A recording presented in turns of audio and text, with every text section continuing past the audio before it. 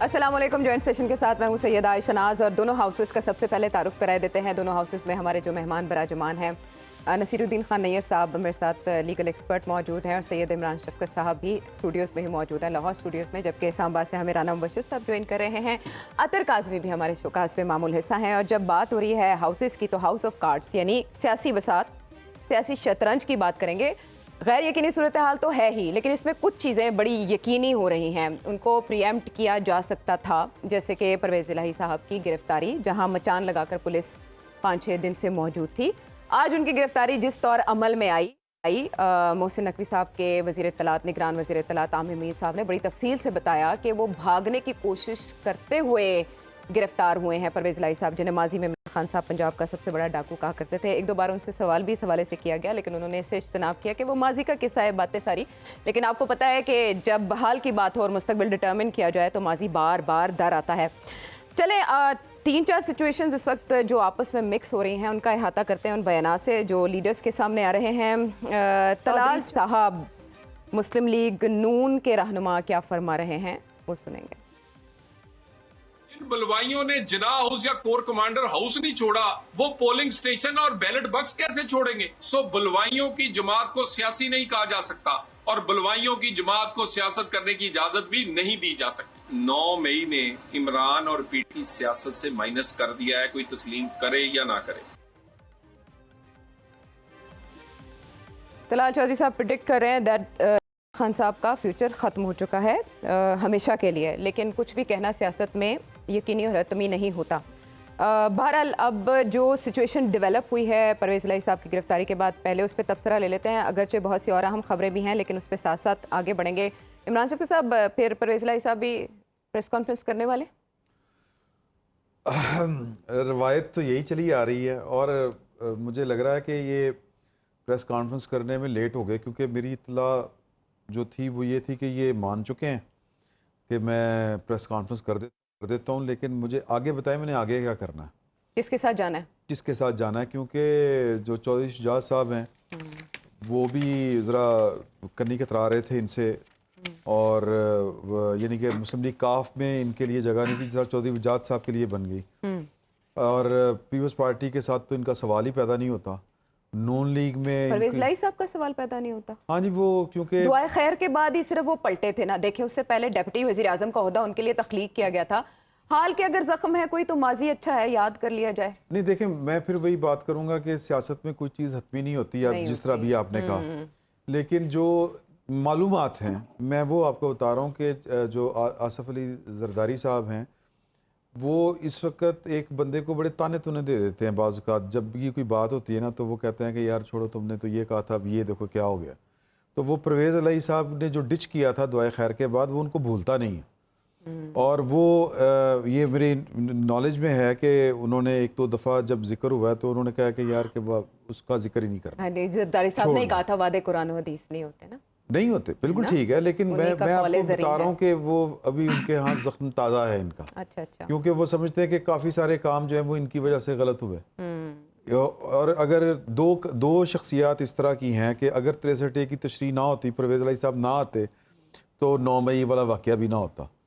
तो ये जो चीज़ें हैं ये आपस में इंटरलिंक हैं, जुड़ी हुई हैं, और लोगों को गुस्सा बहुत है और वो हमें नज़र भी आता है कि वो, और किसी हद तक हो सकता है कि वजह भी हो। लेकिन ये मुझे वो गुल हसन औरंगज़ेब साहब, चूँकि हाजिर सर्विस जज हैं, वो उन्होंने जो बात कही थी कि जी कि हम ज़मानतें देते हैं, फ़ायदा कोई नहीं होना, आपको प्रेस कॉन्फ्रेंस ही करनी पड़नी है। तो ये प्रेस कॉन्फ्रेंस करने के लिए तैयार थे। अच्छा, और कोई बड़ी बात नहीं है कि प्रेस कॉन्फ्रेंस हो भी जाए आने वाले 1 आध दिन में, कोई बड़ी बात नहीं है। लेकिन वो आगे उनको या तो फिर वो सियासत से फ़िलहाल ब्रेक लेनी पड़ेगी। फवाद चौधरी जैसी ब्रेक तो नहीं होगी ना? नहीं, मेरा नहीं ख्याल। फवाद चौधरी साहब भी वो अपनी टर्म में पेश किए जा रहे हैं, वो मामला कुछ और हैं, वो मतलब वो दिखा कुछ और रहे हैं। परवेज़ इलाही साहब वाला जो मामला है वो मैं फिर वही बात करूँगा कि उन्होंने ना सिर्फ देर की है बल्कि उन्होंने काफ़ी सारे काम ख़राब किए हैं, उन्होंने मिसरीड किया है। उन्होंने चौधरी शुजात और ये दोनों भाई या ज़ाहिर भाई हैं, तो एक बंदे की रीडिंग बड़ी ठीक साबित हुई। किसकी? चॉइस शुजात साहब की। अच्छा, मैंने कहा शायद मोहसिन नकवी साहब। नहीं, मोहसिन नकवी साहब कितों आ गए? वो मॉनिटर कर रहे थे सारे अच्छा, नहीं वो लेकिन नहीं, वो देखें बात ये, वो तो वज़ीर आला है ना, वो तो उनका काम ही मॉनिटरिंग है। मॉनिटरिंग तो वो कर रहे हैं, अभी वो निगरान वज़ीर आला। तो जो उनकी रीडिंग थी, मैं चॉइस शुजात साहब की बात कर रहा हूँ, वो बड़ी ठीक साबित हुई। ये कोई इनको समझा रहा था, बुझा रहा था, फिर वो बातें प्रेडिक्शन उनकी तो सही साबित हुई। एक पेशेंट कोई राना साहब की भी सही साबित हुई। वो कह रहे थे कितने परसेंट बोला था राना साहब आपने परवेज इलाही साहब की वापसी का चांस, लेकिन ये तो कह रहे हैं कि वो तो 99.9% चांसेस हैं परवेज इलाही साहब के बावजूद। वो इस तरह होनी थी, ऐसा तो नहीं कि परवेज इलाही साहब ने खुद कहा जैसे पंजाब असेंबली का हमने मंजर देखा था कि हड्डी टूटी थी और वो क्या वो जो भी खुद तो नहीं ऐसे गिरफ्तारी दी, इतने दिन छुप छुप के थक गए होंगे राना साहब। मैं इमरान साहब से पार्शली एग्री करता हूँ। बेसिकली किसी हद तक चीजें सेटल हो चुकी थी और लेकिन उसमें भी इफ्स एंड बट्स एंड करते हैं, होता है, ऐसे करेंगे वैसे करेंगे, वो इस चक्कर में थोड़ा सा टाइम बाय किया जा रहा था। लेकिन वो टाइम बाय नहीं करने दिया गया और फिर वो डिसीजन ले लिया गया जो कि लेना था, क्योंकि इतना कोई बड़ा काम नहीं था उनकी गिरफ्तारी, लेकिन बैकडोर डिप्लोमेसी जारी थी और उसमें किसी हद तक कामयाबी भी हो चुकी थी। Yes, I would repeat myself again, Imran साहब इज पार्शली, जो मेरी इंफॉर्मेशन है उसमें पार्शली ही इज राइट। चौधरी साहब क्लैरिटी नहीं दे रहे थे, परवेज इलाही साहब क्लैरिटी नहीं दे रहे थे, क्लैरिटी लेके आगे नहीं आ रहे थे। सो वो उसमें थोड़ा सा फिर लोगों पे जो कुछ करना होता है एंटी करप्शन ने तो वो उन्होंने जो किया वो कर दिया। तो क्योंकि क्लैरिटी अगर होती तो मेरे ख्याल में उनकी प्रेस कॉन्फ्रेंस हो जाती और ये गिरफ्तारी ना होती, लेकिन उन्होंने क्लैरिटी नहीं दी और वो ही was trying to buy time. अच्छा, एक सियासत इनके अंदर भी बड़ी चल रही थी। हाँ, सही कह रहे हैं, ही इज राइट। सियासत अंदर से भी बहुत चल रही थी, बिल्कुल ठीक कह रहे हैं, क्योंकि अंदर बहुत टूट फूट हो रही है, बहुत ये जो सामने नजर आ रही हैं चीजें, जैसे इमरान कह रहे हैं कि फवाद चौधरी जो सामने आके जो बातें कर रहे हैं, पीछे कुछ और चल रहा है और वो होप लेके, उन्होंने एक होप थी उनके दिमाग में, दिल में, और उन्होंने बहुत बड़ा कदम उठा के इतनी बड़ी कल स्टेटमेंट दे दी थी। हालांकि बात कुछ और है, मसले मसाइल कुछ और है, लेकिन उन्होंने फिर भी सोचा कि शायद वो डूबते को तिनके के सहारे वाला काम था, उसमें कहा शायद हो जाए। लेकिन फिर भी अब इतना नहीं हो सकता कि पिछले कई दिनों से, ये भी खबर है कि पिछले कई रोज से, कई दिनों से पीटीआई के जो लोग हैं जो अंदर हुए हैं उनको थोड़ा सा रिलीफ मिला है, उनको थोड़ा सा खाना शाना मिलना शुरू हो गया है, घरों से आके आना शुरू हो गया है। अच्छा। जो भी दोस्त अहबाब हो वो घर से खाना भेज देते हैं उनको, तो रिलीफ मिलना शुरू हुआ था। लेकिन उसका मतलब ये नहीं था कि जो फवाद चौधरी साहब ने बयान दिया वो बिल्कुल ठीक है, वो ठीक नहीं था। रिलीफ का मतलब कुछ और था। रिलीफ का मतलब ये नहीं था कि आप कह के कुछ और आए और बाहर मीडिया के सामने कुछ और कह दें, ये मतलब नहीं था रिलीफ का।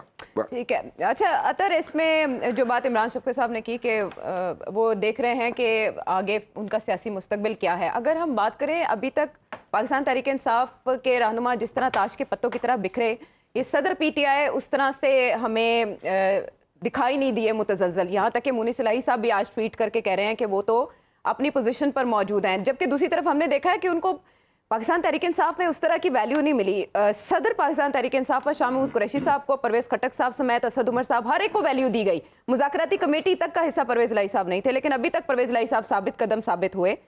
आगे भी आप उन्हें देख रहे हैं साबित कदम? देखिए, पहली बात तो ये कि ऑब्वियसली जब आप मुख्तलिफ सिचुएशन देखते हैं तो जहन के अंदर मुख्तलिफ सवालात आते हैं। जिस तरह इमरान शफकत साहब ने भी सवालात उठाए, राना साहब ने भी उठाए। इसी तरह हालिया दिनों में हमने देखा कि जो ऑडियो लीक्स का कमीशन है उसमें काजी फायज ईसा साहब के जहन में जो सवाल नहीं आया वो बाबर सत्तार साहब ने उठा दिया। उन्होंने पूछा कि जनाब वो किधर से ऑडियोज आती हैं, बनाता कौन है, और आज उन्होंने फैसला भी दे दिया। लेकिन इसी किस्म की सूरत हाल थी और उनसे ज्यादा ऑडियोज जो हैं वो काजी फायज ईसा के सामने थी, लेकिन उनको उनके जहन में नहीं आया, उनके जहन में वो सवाल नहीं आया तो उन्होंने नहीं उठाया। तो इसी तरीके से जो मौजूदा सूरत हाल है उसको मैं थोड़ी मुख्तलिफ नजर से देखता हूँ। होता यह है कि जब एक टीम मुश्किल में होती है ना तो वो रिटायरमेंट से खिलाड़ियों को वापस बुलाना शुरू करती है। एक हफ्ता पहले जो आपने सियासतदान रिटायरमेंट उनके ऐलान सुने, जिनके अचानक ऐसा क्या हुआ कि उनको जेल में एक्सेस भी मिल गया, उनकी प्रेस कॉन्फ्रेंस भी दिखा दी गई। उसकी वजह क्या है? उसकी वजह यह है कि बंदे नहीं टूट रहे, बंदे साबित कदम है, बंदे नहीं। जिस तरह आपने परवेज इलाही साहब का जिक्र किया कि परवेज इलाही साहब से बड़ी ज्यादतियां भी हुई होंगी, उनको उतनी अहमियत नहीं दी गई होगी, लेकिन उनके जहन में मतलब मुख्तलिफ सवाल उठा होगा ना। जिस तरह यहाँ पे सबके जहन में मैंने मिसाल दी कि बाबर सत्तार साहब ने एक और सवाल उठाया, काजी फायज ईसा के जहन में वो सवाल नहीं आया।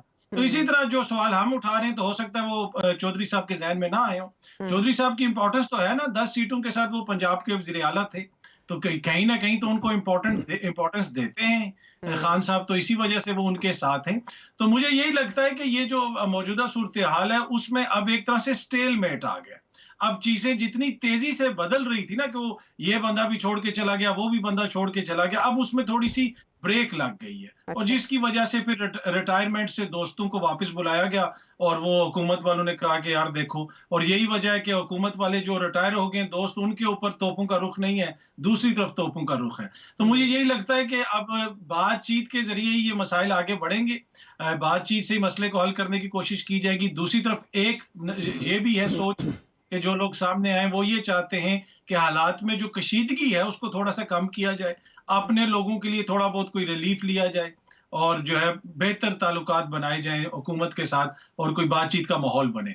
लेकिन अभी तक मुझे वो माहौल बनता हुआ नजर नहीं आ रहा। हाँ, पैरेलल चल रही है ना चीजें, इसलिए आप कुछ ऐड करना चाह रहे हैं? मैं नैयर साहब से ग्राउंड रियलिटीज पूछनी है। नहीं, वो मैं जो अतर साहब ने बात की ना कि बंदे नहीं टूट रहे जी, और मैं बड़ी माजरत के साथ मैं अपनी इंफॉर्मेशन में इजाफा चाहता हूँ कि वो कौन से बंदे हैं जो नहीं टूट रहे। बड़ी विकेट तो कोई भी नहीं अभी तक। मैं भी बता देता हूँ, मैं अर्ज कर देता हूँ। फारूक हबीब साहब, हमाद अजहर साहब, परवेज खटक साहब, असद कैसर साहब, यास्मीन राशिद साहिबा, एजाज चौधरी, जिसकी इतने दिन गिरफ्तारी के बाद आज पुलिस ने फारूक हबीब साहब का भी नाम नहीं, इनको तो ऑप्शन दी नहीं गई, इनको तो ऑप्शन कोई दी नहीं गई। हर एक को अच्छा, ये ऑप्शन नहीं ऑप्शन मैं आपको पूरी जिम्मेदारी से बता। चले नैयर साहब बताते हैं। अच्छा चले, अतर जरा ग्राउंड रियलिटी। हाँ, वो कहते हैं हम उनके साथ हैं। अच्छा, जिनको ऑप्शन मिली है ये इंतखाब ऐसा क्यों किया गया, फिर इनको क्यों दरखोरे इतना नहीं समझा गया, इनको ऑप्शंस क्यों नहीं दी गई? ये भी तो बड़ी अहमियत के, जिनको आप कह रहे हैं ऑप्शंस नहीं दी गई। नैयर साहब आके स्टेलमेट है? नहीं, स्टेलमेट तो नहीं कह सकते, एक तरफ से एक्शन हो रहा है। वो जो आप परवेज इलाही साहब की बात कर रहे हैं, पहले मैं उस बात की वजाहत कर दूं। हाँ। जब से परवेज इलाही साहब सदर नामजद हुए हैं या सदर के ओहदे पर फायज किए गए हैं, हमारी जमातों में इंतखाब का तो रवाज ही नहीं है। चेयरमैन या हेड ऑफ द पार्टी जिसको जो चीज़ चाहे नामजद कर दे। पीटीआई के तंजीमी ओहदों में सदर का कोई ओहदा ही नहीं है जी। ये मुकम्मल बेख्तियार ऑफिस था, सेरेमोनियल था, लेकिन जो दूर से लोग देख रहे थे, परवेज इलाही साहब को वो मुकाम पीटीआई में नहीं दिया गया कबूलियत का जो उनका स्टेचर मुतकाजी था। हत्ता कि हालिया जब टिकटों की तकसीम हुई तब भी कंसल्टेटिव प्रोसेस में भी उनका शेयर मार्जिनल था, और जो टिकट्स एलोकेट हुए वो भी मार्जिनल शेयर के साथ हुए। अच्छा, अब भी जब ने अपने कुछ जानशीन की तरफ इशारे किए तो उनमें परवेज इलाही साहब का नाम नहीं था, मुराद सईद तक का नाम था, लेकिन शाह महमूद कुरैशी साहब का लीड रोल बताया गया। परवेज इलाही साहब असूलन अगर कोई जमाती नज़्म ज़ब्त होता तो ये कहना चाहिए था कि मेरे बाद मेरी जमात के सदर पार्टी की क़यादत करेंगे। इसी तरह से जब से ये 9 मई के वाक़यात हुए हैं और उससे पहले भी 18 अप्रैल के बाद के, परवेज इलाही साहब भी कुछ ज़्यादा मुतहर्रक नज़र नहीं आ रहे थे। ये तो अब एक मुसीबत में उलझ गए हैं। कुछ इमरान भाई की बात दुरुस्त भी है, हमें तो बाहर से नहीं, इज़ एन इनसाइडर। कुछ घर में भी प्रॉब्लम है। अगर चौधरी शुजात साहब अलाउ ना करते तो वो लाहौर की सड़क पे यूं गिरफ्तार ना होते।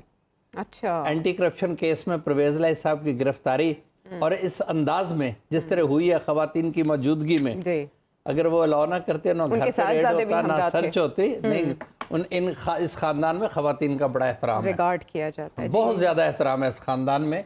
लेकिन अलमिया ये है मौजूदा पॉलिटिकल पोलराइजेशन का कि तमाम रिश्ते, तमाम एहतराम, तमाम रवादारी इस वक्त ख़त्म हो गई है। मुल्क दाव पे लगी है सर, दाव पे ख़त्म हो गई है। लोगों ने भुला दिया कि कभी हम में एहतराम भी था, कभी हम इकट्ठे भी रहे हैं, कभी हम साथ भी रहे हैं। कल जरदारी साहब ने विजिट किया शुजात साहब को, आज परवेज इलाही साहब की उसी घर से गिरफ्तारी हो गई है। घर से मतलब घर के बाहर सड़क है, वो घर ही है उनका, उन्हीं के नाम से रोड मंसूब है। बहुत अरसा बाद चौधरी परवेज इलाही साहब इस तरह से हुकूमती पुलिस की गिरफ्त में आए हैं। बेनज़ीर साहबा के दौर में उनकी आखिरी गिरफ्तारी थी, उसके बाद वो इक़्तिदार के करीब ही रहे हैं, पहली बार उन्हें अपोजिशन का जख्म झेलना पड़ेगा। तो अब रेजिस्टेंस उनकी बरकरार रहेगी आपके ख्याल में? वापसी मुमकिन है जरदारी साहब के पास काफ लीग की? बेहतरीन ठिकाना क्या है परवेज लाई साहब? हाँ। ये डिसीजन तो परवेज लाई साहब लेंगे, मैं तो उनका तर्जुमान नहीं हूं। सूट क्या करता है उनको? सूट तो मैं तो यही करूंगा कि मैं तो जमातों को इब्तला में छोड़ने का सख्त मुखालिफ हूँ। अगर आप किसी जमात पर हैं, जमात पे बुरा वक्त है, तो आप उस वक्त जमात में रहें, अपनी राय दें, खामोश हो जाएं, लेकिन डिफेक्ट ना करें। हमारा अलमिया ये है कि जब एक जमात में कोई स्टेप्स लिए जा रहे होते हैं, डिसीजन मेकिंग में जो लोग होते हैं वो 15 दिन बाद आते हैं, ये डिसीजन गलत है। भी आप जब कोर कमेटी में बैठे हुए सब, फवाद चौधरी साहब वगैरह, इमरान उस्मान वगैरह, अगर कोई डिसीजन मेकिंग हो रही थी, कोई ट्रेंड सेटिंग हो रही थी, तो उस वक्त ये लोगों को बताते कि आज जब गिरफ्तार हो गए दूसरी तीसरी बार, तो तब इन्हें याद आ रहा है। और तीसरी बात मैं ये वाजे कर दूं कि अभी जो टॉप की लीडरशिप है, जो डिसिडेंट्स हैं, उनके अलावा इस वक्त सिर्फ शाह महमूद कुरैशी, महमूद रशीद साहब, राशिदा, अली मोहम्मद खान और अफरीदी साहब जेल में हैं। बाकी अच्छी खासी लीडरशिप है। फवाद साहब ने कल एक बयान दिया था कि मैंने फलां फलां लोगों से रब्ता किया है, और उन्होंने जिसका फर्क हबीब साहब ने कहा नो पॉलिटिक्स विदाउट। हमाद साहब ने डिसोन किया, डिस्क्लेम किया। एक बात बताएं नहीं कोई रिस्पॉन्स नहीं आया। जो उनके साथ है वो बनीगा, ये क्या है, ज़मान पार्क को बहुत दूर है, पहले तो जानते नहीं सन। हाँ, यहीं पे बैठे रहते थे। जरा आए ना, मैदान में आए। अभी तो राब्तों की भी तरदीद हो रही है। परवेज खटक साहब ने भी कहा कि छोड़ने वालों से राब्ता नहीं। सब ये मोहम्मद खान भट्टी साहब इस सिलसिले में क्या वादा माफ गवा, जो केसेस हैं 2 उन पे किकबैक्स के हवाले से, वो उसमें वादा माफ गवा? ये डिटेल्स अब सामने आएंगी। इस वक्त परवेज लाई साहब बहुत सारे मुकदमात में मतलूब है, एंटी करप्शन के नहीं, एंटी टेररिज्म के भी कोई इश्यूज हैं। अच्छा। मेरे पास कंक्रीट इन्फॉर्मेशन तो नहीं है, लेकिन एक इंडिकेटर्स हैं, ठीक है, कि शायद कुछ और केसेस भी उनके लिए रखे गए हैं। वो इमरान साहब की शायद ख्वाहिश पूरी हो जाए। जिस किस्म के केसेस हैं, वैसे भी मुल्क में क्या माहौल बनने जा रहा है कि अगर पाकिस्तान के किसी एंटी टेररिज्म कोर्ट में ट्रायल होगा और उसमें शाह महमूद कुरैशी साहब, परवेज लाई साहब क्या बतौर टेररिस्ट पेश होंगे। ठीक है, ठीक है। आप ये जो माहौल बनने जा रहा है, इसकी तरफ आप इशारा तो कर रहे हैं, लेकिन शायद ये क्यूट पोजीशन होगी। इन सब चीजों को देखते हुए एक चीज आ रही है कि शायद ये इलेक्शन सीजन का आगाज है। अगरचे हमारे शो में नैयर साहब कह चुके हैं कि अभी इलेक्शन किसी को नहीं चाहिए, लेकिन कभी भी कुछ भी हो सकता है, अनप्रेडिक्टेबल। वापस आते हैं ब्रेक के बाद। डिपेंड।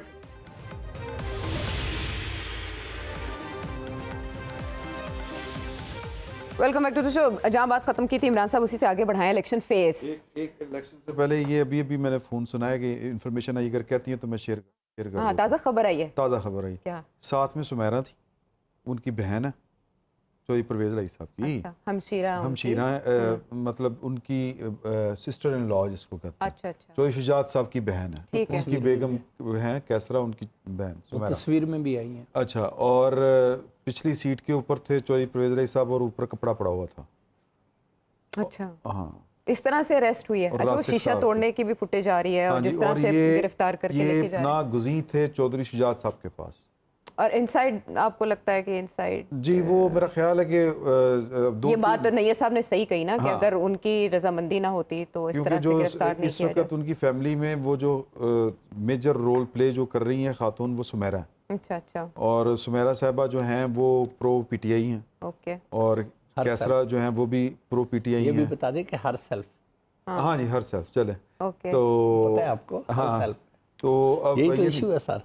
तो वो सही कह रहे हैं ना, अंदर बड़ी गड़बड़ है। राना साहब ने भी कहा ना, अंदर बड़ी गड़बड़ है, अंदर बड़ी सियासत चल रही है इनकी। और चौधरी शुजात साहब ने इनको खुद ही कहा कि यहाँ से बाप चले जाएं, वरना अंदर से पकड़े जाएंगे, मेरी भी बिस्ती खराब होगी। चले अब देखते हैं कि परवेज लाई साहब का बातें कैमरे के मेरा ख्याल है वो करेंगे प्रेस कॉन्फ्रेंस, मेरा ये गुमान है। हाँ, वो अपडेट जाहिर आ रही है, फिर डिटेल आ रही है, डीप रूटेड है जी। इमरान साहब, इलेक्शन फेज, अब ये जो जितनी उठक बैठक में मुलाकातें हो रही है ना, जरदारी साहब को ज्वाइन कर रहे हैं जो लोग, हालांकि वो लोग कह रहे हैं कि हम पहले नून लीग को ज्वाइन करना चाहते थे, नून लीग अपने लोगों को जो साबित कदम रहे उनको खोना नहीं चाहती। जरदारी साहब की activity in Punjab, but Noon league की सिंध में हम कोई एक्टिविटी नहीं देख रहे। नून लीग किस तरह से चिल कर रही है? नहीं, ये देखें, असल में मसला ये है कि नून लीग ने ना अपना रोल मुतय्यन किया हुआ है कि साहिवाल से लेके पिंडी तक उसने ना अपनी ग्रिप मजबूत रखनी है। और ये वो वाला हल्का है कि या वो एरिया है, रीजन कह रहे, जो भी आप इसको कहना चाहें, कि इस पे आप सीटें निकालें, सादा अक्सरियत यहीं से बन जाती है। तो इनकी पॉलिटिक्स का अंदाज ये, मेरा ये ख्याल है कि जिस तरह शहबाज अपने आसिफ अली जरदारी साहब, उन्होंने पंजाब में डेरा लगाया और फोकस जो है उनका मेजर वो साउथ पंजाब है, तो इनको इंटरनल भी आना चाहिए, सेंट्रल पंजाब की तरफ भी आना चाहिए, और इनको पाकिस्तान मुस्लिम लीग नून को भी पाँव की मिट्टी छोड़ के जरा बलोचिस्तान इधर उधर जाना चाहिए, साइड पे जाएं आप, जाना चाहिए। असल में इन्होंने ना वो जो था ना जिसको मुकमका कहा जाता था, वो मिसाके जमहूरियत वाला जो मामला था, उसमें इन्होंने कुछ अपने अपने जो है टेरिटरीज डिवाइड कर ली थी कि एक दूसरे को हमने बर्दाश्त करना है। यूसुफ रज़ा गिलानी साहब तो कह रहे हैं अगली हुकूमत हमारी है, वो अच्छा, वो उनको यही कहना चाहिए, उनको यही कहना चाहिए। और जो बिलावल भुट्टो जरदारी साहब हैं, वो कुछ बड़े, बल्कि काफ़ी सारे लोगों के जो बड़े मेन रोल की प्लेयर होते हैं, उनके हार्ट फेवरेट हैं, तो उनको तो यही कहना चाहिए। लेकिन पता नहीं वो कल को क्या बनता है क्या नहीं बनता। हो सकता है कि अतर काज़मी साहब की बात दुरुस्त साबित हो जाए, 2/3 मेजॉरिटी के साथ आ जाए, फिर की कर लांगे। अतर ने ये बात कब कही थी 2/3 मेजॉरिटी वाली?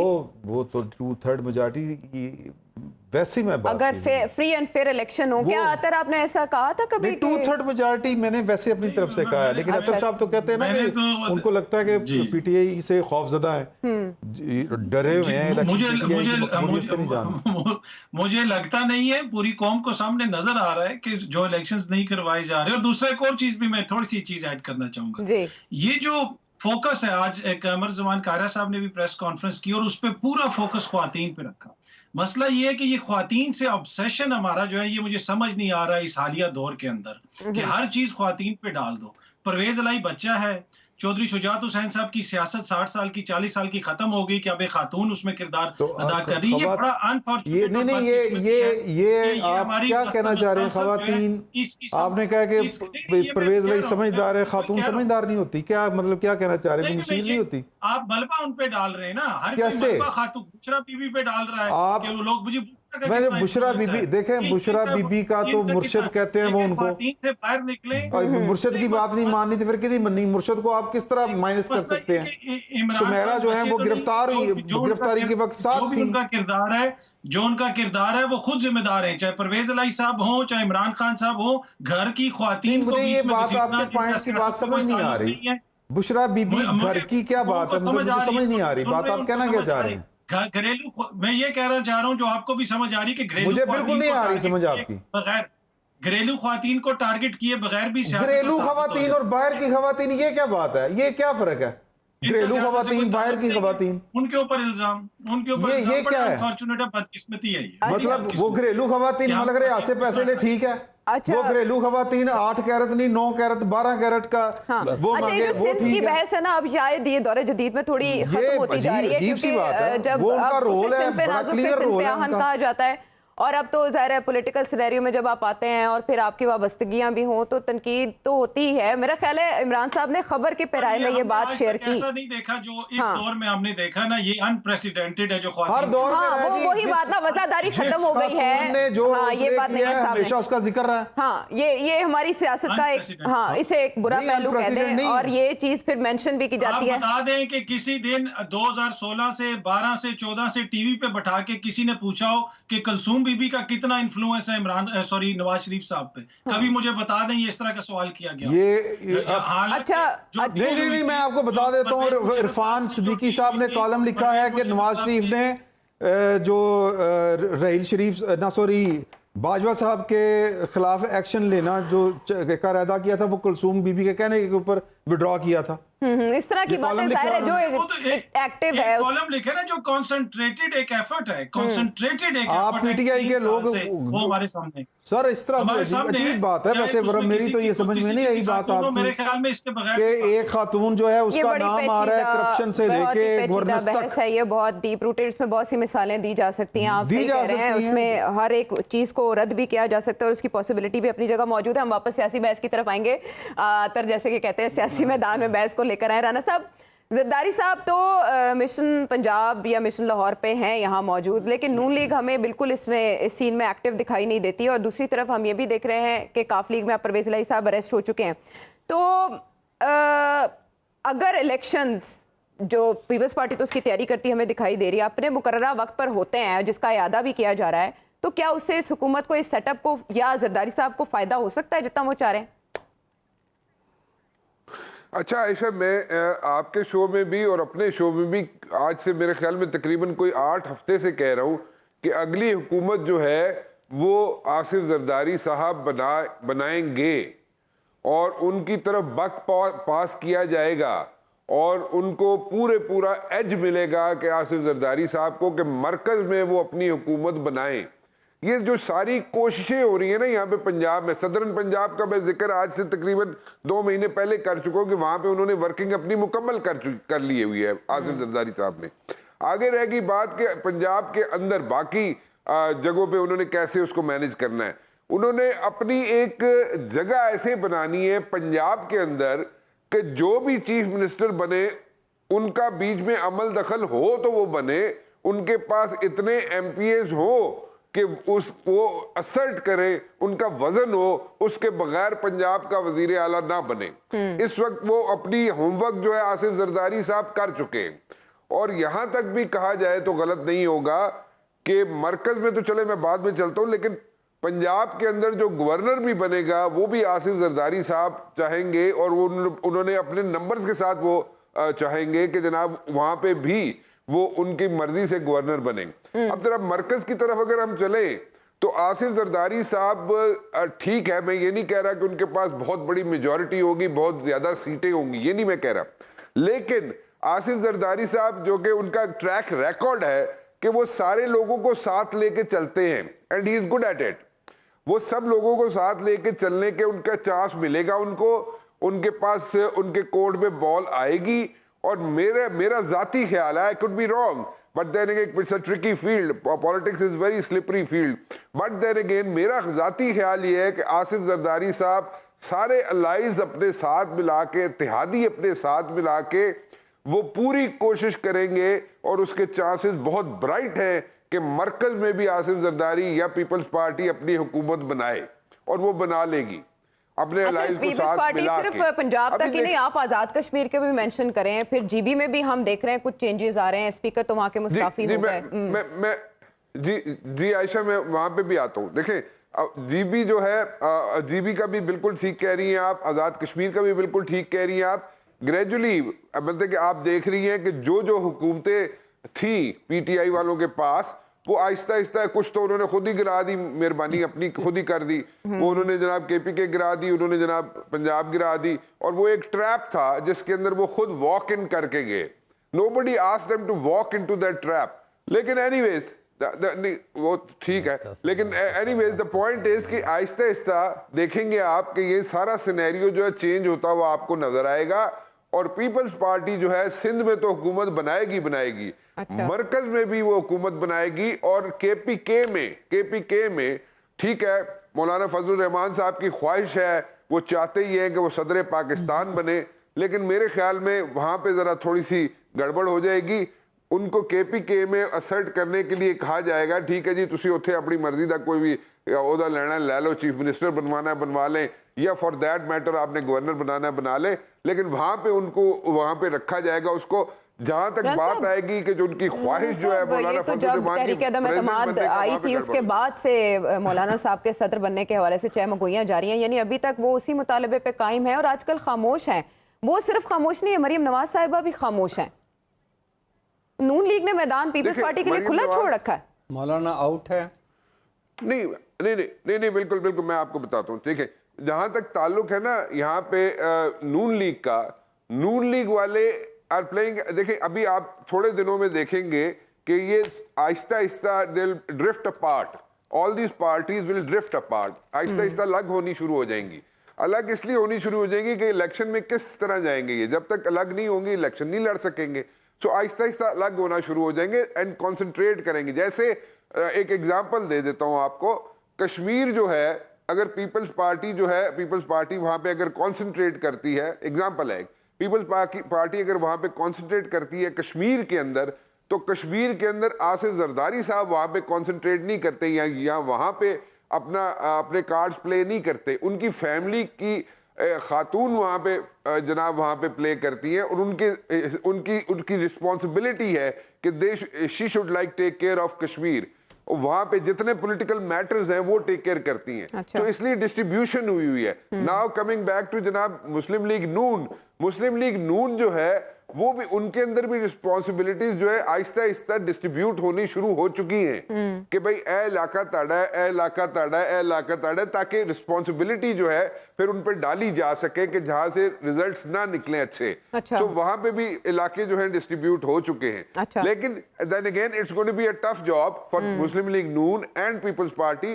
हो सकता है मुस्लिम लीग नून ज्यादा सीटें निकाल जाए पंजाब के अंदर से, but then again Asif Zardari साहब या पीपल्स पार्टी के बंदों के बगैर वहां पे हुकूमत बनाना पंजाब में एटलीस्ट मुश्किल हो जाएगा। उनको साथ मिलाना पड़ेगा इन वन वे और दी अदर। और आसिफ जरदारी साहब मरकज में हुकूमत बनाने के लिए बाकी इत्तेहादियों को इंक्लूडिंग नून लीग उनको भी साथ लेके चलेंगे, तब जाके वहां पे हुकूमत बना सकेंगे। Grand plan This is how it's going to work. it's gonna work. This is the grand plan. This is Aisha. Yeah, this is the grand plan, Aisha. This is how things are going to shape up. बिल्कुल ठीक है, और यही predictions भी की जा रही हैं वाइडली। इसकी वजह ये भी है कि नून लीग उस तरह से महाज पर एक्टिव दिखाई नहीं दे रही। उसे माशी फ्रंट पे ज़्यादा इंगेजमेंट का सामना है, आगे इतना बजट का महाज उनके लिए है, जिसकी वजह से शायद वो ज़्यादा ही इंगेज हैं इसमें अतर, लेकिन वो साथ ही मिस कर रहे हैं बहुत से पॉलिटिकल माइलस्टोन्स। आपके ख्याल में पाकिस्तान तहरीक से वो कहते हैं इमारत क्या गिरी, मेरे मकान के लोगों ने रास्ते बना लिए, वो जो गिरी हुई ईंटें हैं नून लीग उनको उठाने में इंटरेस्टेड क्यों नहीं है? आई थिंक पॉलिटिकली वो ठीक डिसीजन है। अच्छा। नून लीग पंजाब की एक बड़ी जमात है। नून लीग के अपने हर हलके के अंदर उनका अपना एक कैंडिडेट मौजूद है। ज़िमनी इंतखाबात के अंदर उन्होंने ये गलती की, उन लोगों को वोट दिए जो पीटीआई को छोड़ के आए थे, जिससे उनको नुकसान हुआ। पीपल्स पार्टी, राणा साहब ने तो अभी कहा है कि जनाब वो अगली हुकूमत बना लेंगे, पर क्या फिर पंजाब के जो 8-10 करोड़ लोग हैं वो क्या यूगोस्लाविया चले जाएंगे? पीपल्स पार्टी का या तो बताया जाए कि वोट बैंक इंक्रीज हो गया, 5, 6 या 15 या 20 इलेक्टेबल से तो वो हुकूमत नहीं बना सकेंगे ना। वहां पे तो 150 आपको एमपी चाहिए। वो किस तरह हुकूमत बनाएंगे? जब काफ लीग बना सकती है तो ये क्यों नहीं बना सकते? देखिए ना अतर साहब, जब काफ लीग बना सकती है 10 सीटों के साथ, तो ये क्यों नहीं बना सकते? कोलेशन थी ना, मेजर कोलिशन थी ना नून लीग के साथ, That's what I'm saying. PTI के साथ। नहीं अतर साहब, that's what I'm saying. अतर साहब, this is what I'm saying. कि ये अपने साथ इत्तेहादी मिलाएंगे, ठीक है, लेकिन आप जहां तक वो उनके पास इतने नंबर्स होंगे, पंजाब की अगर हम बात करें तो पीपल्स पार्टी के पास इतने नंबर जरूर होंगे कि उनको इग्नोर नहीं किया जा सकेगा। वो अपना हिस्सा डालेंगे तो हुकूमत बनेगी जो वो चाहेंगे। This is what I am saying. जी अतर प्लीज कंटिन्यू। जी, here is the situation. Situation ये है कि जो पीटीआई वाले जो सबसे बड़ी है वो किधर जाएगी? मतलब मसला ये कि अभी भी या तो होना कि ग्राउंड पे कोई ऐसा स्वेल आया हो कि पीपल्स पार्टी का वोट बैंक बढ़ गया हो चंद इलेक्टेबल्स के साथ। आई डोंट थिंक वो उस तरह, हाँ ये हो सकता है जो राणा साहब बता रहे हैं ना, ये हो सकता है, लेकिन ये किस तरह होगा? ये बंद कमरों की सियासत के नतीजे में होगा।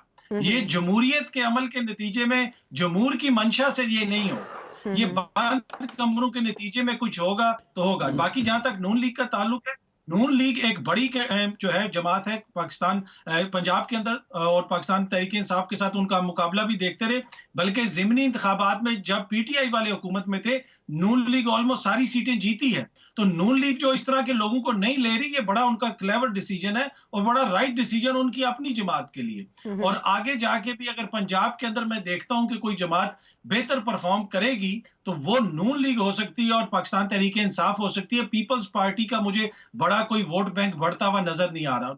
लेकिन मैं आयशा आपकी इजाजत से मैं एक कमेंट करना चाहूंगा। अतर साहब देखें, द पॉइंट इज कि जब एक एग्जांपल ले लेते, may be it's a crude example, लेकिन एग्जांपल ये है कि देखें जिस तरीके से लीडर था एमक्यूएम का, ठीक है, आज मुल्क से बाहर है, लंदन में है, उसके साथ जो कुछ हुआ, उसने जो कुछ किया और उसके बाद उसके साथ जो कुछ हुआ, पार्टी जो है वो टूट गई।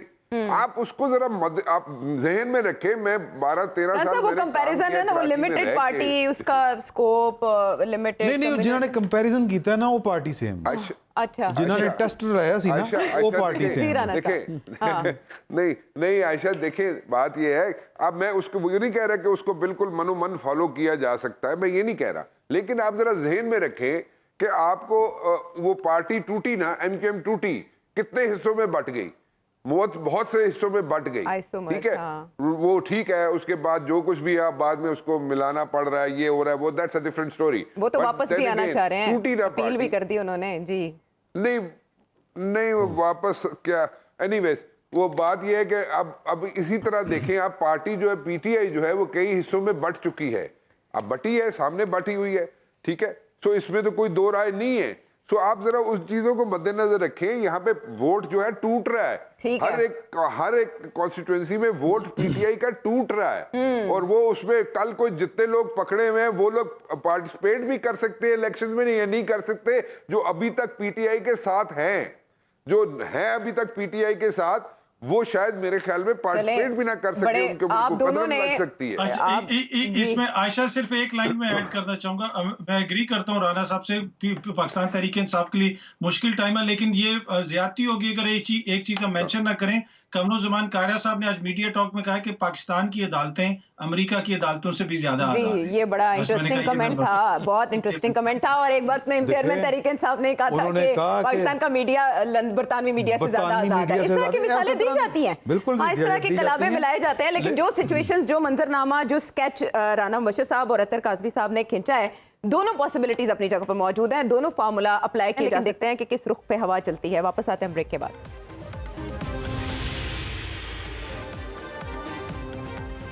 Welcome back to the show. Nayyar साहब, एक तो ये कि जहांगीर तरीन साहब की मसरूफियात के हवाले से तो आप बाखबर होंगे, उनकी सीट एडजस्टमेंट के क्या चांसेस हैं? मुझे लगता है इस इलेक्शन में नजरियाती बुनियाद पर तो नहीं होनी सीट एडजस्टमेंट, तस्वीराती बुनियाद पर होगी। किसके साथ? अभी दोनों मोहतरम भाई जो बात कर रहे थे उसमें ज़्यादा तासर ये था जैसे पीटीआई इंतखाबी अमल का हिस्सा ही नहीं होगी। इस अजम्पशन पे सारे तजिए हैं। अगर पीटीआई किसी न किसी शक्ल में इंतखाबी अमल का हिस्सा बनती है और उसे पॉलिटिकल स्पेस मिलती है, तो फिर पीटीआई और पाकिस्तान मुस्लिम लीग नून का पंजाब में बराह रास्त मुकाबला होगा। जरदारी साहब चंद स्टॉलवर्ड्स को उतारेंगे, फिर ये बात आती है कि ये सेफ फ्री की एडजस्टमेंट कैसे होगी। साउथ में 3 डिवीज़न हैं, डीजी खान, बहावलपुर, मुल्तान। वहीं से तरीन साहब का ग्रुप है, मेनली जो कंटेंडर्स हैं। वहीं जरदारी साहब किस्मत आजमाई करना चाहते हैं। वहीं पाकिस्तान मुस्लिम लीग भी अपने अच्छे कैंडिडेट्स रखती है, नहीं कि मुस्लिम लीग के कैंडिडेट्स कमज़ोर हैं। हल्का जाती सियासत के एतबार से पाकिस्तान मुस्लिम लीग के पास पंजाब में अपने उम्मीदवार मौजूद हैं, और इन लोगों को ना लेने की बड़ी वजह एक तो गुज़श्ता साल बाई इलेक्शन में इनका तजर्बा है कि ये सारे सीट्स हार गए जो तरीन साहब के ग्रुप से आए थे, वो कॉन्स्टिट्यूंसी प्लेयर्स ही थे सारे। दूसरा ये कि पीएमएलएन के पास एक अच्छी खासा अपना कैडर डेवलप हो गया 2013 के इलेक्शन के बाद से, बल्कि 2018 के बाद से पीएमएलएन पंजाब में पावर पॉलिटिक्स कर रही है बड़ी कामयाबी के साथ। लास्ट टाइम भी जो इलेक्शन हुआ था उसमें 129 सीट्स पीएमएलएन की थी, 124 सीट्स पीटीआई की थी। सिंगल लार्जेस्ट पार्टी के तौर पे 2018 के इलेक्शन में पीएमएलएन ने इमर्ज किया था। वो मैनेज न कर सके मेजॉरिटी को, और जहाज़ चला और कुछ लोगों को उड़ा के ले गया। ये सियासत की बातें हैं। अब जो बात हो रही है बिटवीन पाकिस्तान पीपल्स पार्टी और मुस्लिम लीग, पीपल्स पार्टी सिंध में कंफर्टेबल है, बलूचिस्तान में 7-8 सीटों में से 3-4 ले जाएगी, 1-2 वैसे मैनेज कर लेगी। केपी में अगर कोई पीटीआई का तस्वर कायम रहा किसी शक्ल में, और ये इशारा कायम रहा कि ये कैंडिडेट्स पीटीआई के हैं, तो वोटर्स का रुख उनकी तरफ होगा। और उसमें जो मैं देख रहा हूँ मौलाना फजलुर रहमान और पीटीआई के वोटर के दरमियान जो बिटरनेस है, पीटीआई खेल का हिस्सा हो या ना हो, पीटीआई का वोट मौलाना की तरफ नहीं जाएगा, वो पीपल्स पार्टी की तरफ जाएगा। आज से आपको याद होगा, 1 माह पहले भी मैंने बात की थी कि पीपल्स पार्टी स्मार्ट खेल रही है। इसका फ़ायदा उसे किसी भी सॉफ्ट एनवायरनमेंट में मिल सकता है कि अगर वोट बैंक पीटीआई का डिसंगेज होता है तो फिर उनके लिए चॉइस केपी में पीपल्स पार्टी होगी, मौलाना की जमीयतुल उलमा इस्लाम भी नहीं होगी, और वली खान की जो जमात है अब अवामी नेशनल पार्टी, बड़ी मुख्तसर से साइज़ है उनका, एमल वली खान लीड कर रहे हैं, वो उन्हें बहुत कम शेयर मिलेगा। ठीक है। पंजाब में अगर स्प्लिट मैंडेट आता भी है तब भी मुस्लिम लीग के पास अच्छी खासी सीट्स होंगी और कोलिशन पे बात होगी। मुझे बिलावल के वज़ीर-ए-आज़म बनने से ज़्यादा इस सूरत में कि पीटीआई बिल्कुल फॉल कर जाती है, जरदारी साहब के सदर पाकिस्तान बनने के इम्कानात ज़्यादा नज़र आ रहे हैं। अच्छा, नवाज शरीफ साहब के सदर बनने के इम्कानात जाहिर किए जा रहे हैं, आप जरदारी साहब को दोबारा बना रहे हैं? नवाज शरीफ साहब अगर एलिजिबल हो गए तो वो, और चांस बना तो फिर वो प्राइम मिनिस्टर आपको एलिजिबल होते दिखाई नहीं दे रहे? जहांगीर तरीन साहब भी मुशावरत कर रहे हैं अपनी नाअहली के हवाले से। जी, अब एक लॉ आप बन गया, उन्हें एक अपॉर्चुनिटी तो मिली है, दे कैन री एजिटेट द इशू। मेरा तो अभी यही तजिया, जो लॉ आया है वो दे कैन री एजिटेट द इशू। किसके लिए बना? पर्सन से पैसे, प्राइम बेनिफिशियरी। तीन बातें हैं, एक नहीं है सिर्फ। थोड़ा सा वजाहत कर दूं। नहीं सर, सेक्शन 5 के तहत ये लोग एलिजिबल है, they can competently file petitions against the orders which were passed before the commencement of this act within 60 days। और उसमें दो सूरतें तो ये हैं कि नवाज शरीफ साहब अपनी नाअहली चैलेंज कर सकते हैं, तरीन साहब अपनी नाअहली चैलेंज कर सकते हैं, और एक और ख़तरा भी है, हनीफ अब्बासी साहब भी वो पिटीशन की अपील रिव्यू फाइल कर सकते हैं, जिसके मुतल्लिक बड़ी रिजर्वेशंस हैं कि उस जजमेंट में बेस्ट एविडेंस रूल को बाईपास किया गया था और उनके दिए हुए डॉक्यूमेंट्स पर रिलाई कर लेगा, तो वो भी एक कंट्रोवर्सी पैदा हो सकती है, खारिज इम्कान नहीं है। जहाँ तक बात रही इंतखाबी पोजीशन की, अगर इंतखाब होते हैं तो अभी ये कहना कबल अज़ वक्त है कि उसमें पीटीआई का पॉलिटिकल स्टेटस क्या होगा, स्ट्रेचर की मैं बात नहीं कर रहा। ठीक है, अगर वो इलेक्शन लड़ते हैं, इंतखाब में हिस्सा लेते हैं और वोटर को ये शनाख्त कंफर्टेबली हो जाती है कि ये शख्स जो हमारे हल्का में उम्मीदवार है यही पाकिस्तान पीपल्स पार्टी पीटीआई का सही उम्मीदवार है, तो वोट उसकी तरफ शिफ्ट हो सकता है। अभी वोटर ने पीटीआई को नहीं छोड़ा, कैंडिडेट क्लास छोड़ रही है, और वो भी एक बहुत मुख्तसर क्लास है। और इस पर हमने अभी एक और बात भी बता दूं, अभी तक पूरे पाकिस्तान में सिर्फ 110 के करीब एमएनओज और एमपीज ने छोड़ा है, बहुत बड़ी तादाद अभी बाकी और ज्वाइन किसको किया है? वो अभी और भी छोड़ेंगे। स्प्लिट में गए हैं, जहांगीर तरीन साहब के साथ गए। एक और अभी बड़ा कुछ होना, इमरान साहब जून के पहले 3 हफ्ते उनकी नहीं है बात, अभी बहुत कुछ बाकी है, पिक्चर अभी बाकी है। मैं तो इस सिचुएशन को अभी सर्टन नहीं समझता, बहुत कुछ अनसर्टन है और अनप्रेडिक्टेबल है। छोड़े नैयर साहब, सारा कुछ तो हम पहले ही असेस कर लेते हैं, पहले ही कह देते हैं। जरा ये एक इमरान साहब ये तो जरा गिरा खोलें गवर्नमेंट के पास। हाँ बिल्कुल बिल्कुल, शेर आप शेर चीता सब बोल सकते हैं लेकिन मुझे ये कहें, ये डॉलर अचानक सस्ता हो गया, पेट्रोल की कीमत कम हो गई, एलपीजी की कीमत कम हो गई, तो ठंडी हवाएं चलना शुरू हो गई, इतनी बसात है, ये इलेक्शन फेज में जाने की निशानी है?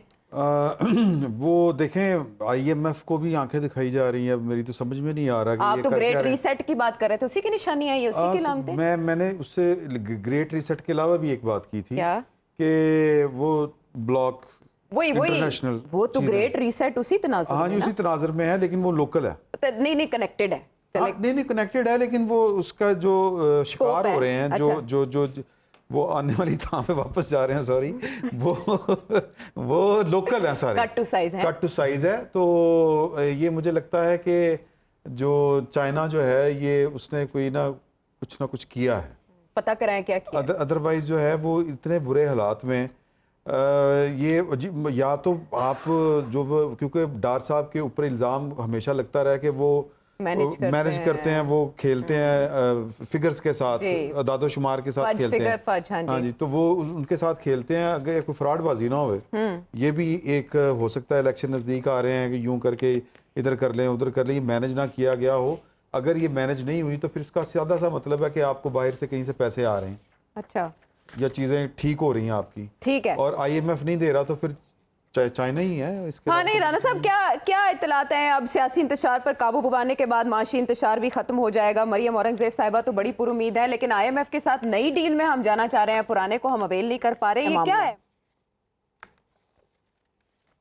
एक इशू ये है कि अभी मैं फिर दोबारा बताता हूँ कि जनाब अब 1.3 बिलियन डॉलर जो है वो आपको किसी वक्त भी मिल सकता है। ये तो आपका अभी का सिचुएशन है, मतलब आपको बजट से पहले मिले, इर्द गिर्द मिल जाए, किसी वक्त भी वो आपको मिल जाएगा, तो आपको एक ब्रीदिंग स्पेस मिल जाएगा, let me put it this way. लेकिन इसके बाद क्या होगा? और ये जो बातें हैं ना कि डिफॉल्ट तो आप डिफॉल्ट से तो आप वो जो तलवार लटक रही थी वो तो खत्म होगी आपकी, लेकिन वो बिल्कुल खत्म नहीं हुई। आप उसको ये समझ कि डेफर हुआ है काम, वो डेफर हुआ है फॉर लाइक 3-4 months टाइम। हाँ, आपको बेल आउट, ठीक कह रहे हैं कि बेल आउट किया आपको किसी हद तक चाइना ने, और वो किस तरीके से किया है उसकी भी टर्म्स एंड कंडीशंस जो है वो सामने नहीं है, लेकिन आपको बेल आउट जरूर किया है उन्होंने, चाइना ने। लेकिन देन अगेन आप 1.3 का करेंगे क्या, 1.3 बिलियन का करेंगे क्या? वो बहुत छोटी रकम है, वो बहुत थोड़ी रकम है, एंड वो बड़ा टेम्परेरी साई ऑफ रिलीफ होगा उसमें, वो that is not enough. So you need to do reforms, जो मैं बार बार जिक्र करता हूँ ना कि IMF जो है वो आपसे जो रिफॉर्म्स मांग रहा है वो रिफॉर्म्स आपको करनी पड़ेंगे। नोबडी इज टेकिंग इनिशिएटिव, उस तरफ कोई जा ही नहीं रहा। वो उस तरफ, मेरे स्टॉक एक्सचेंज की रिफॉर्म्स की अगर बात करूं, कोई उस तरफ नहीं जा रहा। उसके अलावा जनाब प्राइवेटाइजेशन की इतने बड़े बड़े यहाँ पे आपने हाथी पाल रखे, मतलब वहां से जो लीकेजेस होती है, वहां से जो फाइनेंशियल लीकेजेस होती है गवर्नमेंट एक्सचेकर से, जैसे स्टील मिल हो गया, रेलवे हो गया, ये हो गया, क्रॉनिक इश्यूज हैं हमारी इकोनॉमी के, डॉक्यूमेंटेड इकोनॉमी चाहिए हमें, बार-बार नहीं हो सकता ना, फुल फ्लेज मैंडेट के बगैर नहीं हो सकता। यही तो रोना सारे रोते आए हैं आज तक, और पॉलिटिकल स्टेबिलिटी के बगैर नहीं हो सकता। देखिए आयशा, फुल फ्लेज मैंडेट तो चलो अभी की बात आप कर सकती है ना कि जनाब ये साल हो गया, आपको थोड़ा सा रोलर कोस्टर की तरह पॉलिटिकल सिचुएशन चल रही है। उससे पहले भी तो यही सिचुएशन थी ना आपकी, ठीक है, आपको थोड़ा सा टेम्परेरी रिलीफ मिलता था, लेकिन उस वक्त भी आपने कुछ नहीं किया। चले अभी आप कह सकते हैं कॉस्मेटिक स्टेप्स लिए जा रहे हैं। सब कल कौमी सलामती कमेटी का इजलास, उसका एजेंडा क्या हो सकता है? वक्त हमारे पास कम है असल में। टू बी वेरी ऑनेस्ट, मेरे ख्याल में उसमें आपको जो इंटरनल जो 70 जगह पे जो एंगेजमेंट्स हैं पाकिस्तान की सिक्योरिटी एजेंसीज की, 70 पॉइंट्स मैं कह सकता हूँ, चले इस तरह कह देता हूँ, 70 पॉइंट्स पे एंगेजमेंट्स हैं। उसमें कई जगहों पे हमें सक्सेस मिला है, लेकिन अभी भी वो जिसको जो वॉर के डायनामिक्स जो चेंज हो चुके हैं, आई वुड से कि वॉर अभी खत्म नहीं हुई। तो वो जो वॉर है जो हमें फेस कर रहे हैं इंटरनली और अपने वेस्टर्न बॉर्डर में, that is still there, that is still there. वक्त कम है। अतर वन लाइनर आप ऐड करना चाहें सिचुएशन? देखें, ये जो इकोनॉमी का मसला है, ये पाकिस्तान का मसला है। इसके ऊपर जो मिफ्ता इस्माइल साहब और दीगर उनके साथ आगे पीछे लोग आजकल बातें कर रहे हैं, उन बातों में बड़ा वजन है। हम सबको सोचने की जरूरत है। इसमें पॉलिटिकल पॉइंट स्कोरिंग के बजाय सीरियस जो है कंसिडरेशन की जरूरत है पाकिस्तान के लिए। और दूसरी बात, ये जो डॉलर नीचे आया है, तो ये इंट्रा बैंक में क्यों नहीं नीचे आया? इसकी सोर्स क्या है? मार्केट में बंदा भेज के चेक करवा लें कि डॉलर कितना नीचे आया। इसके क्या सोर्स हो सकते हैं इमरान साहब? आप ही जाके चेक किया जा सकता है, और तो कोई डॉलर बाय कर सकते हो क्रेडिट कार्ड पे महंगे। ये कुछ हज मिशन की वजह से भी कुछ है ना। बस एक बात बता दूं कि मखलूत और कमजोर हुकूमत मुल्क की मौजूदा हालत में जो मईशत है इसको संभाला नहीं दे सकती। और बाकी हालात पे एक शेर अर्ज कर दूं, मैं तेरा नाम भी लोग पहचाने। बस ठीक है, इसके साथ खत्म करते हैं।